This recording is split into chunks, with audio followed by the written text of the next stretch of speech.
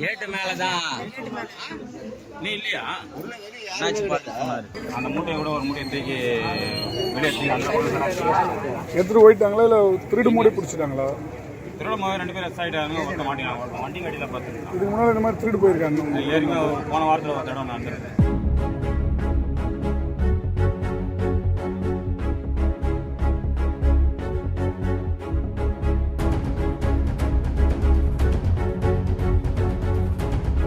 இவரு கடையில் போனாரு வீடியோ ஃபுட்டேஜே இருக்குது.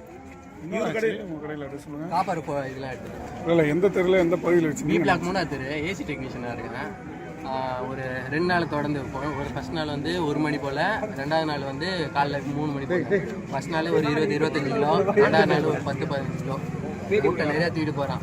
சரியான கேடிவேன். அந்த ரயில்வே சப்வே கீழே வந்து சட்டை செருப்பு எல்லாத்தையும் மாற்றிட்டு வரான். எல்லா ஃபுட்டேஜும் இருக்குது.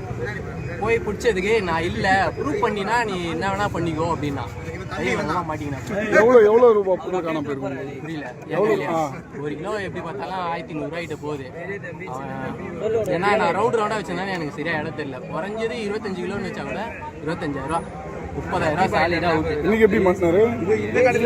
இந்த கடையில் வந்தாப்புல 9 மணிக்கெல்லாம் வந்துட்டு இருக்காரு. ஒரு 3 நாள் டெய்லி கண்டினியூவா நைட்ல அன்டைம்ல இங்க போலீஸ் ரோந்துலாம் வராங்களா? எங்க வராங்க?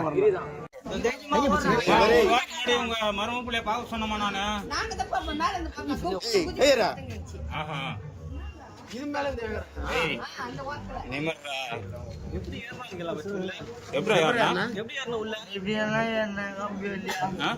கேட்டு மேலதான் நீ இல்லையா?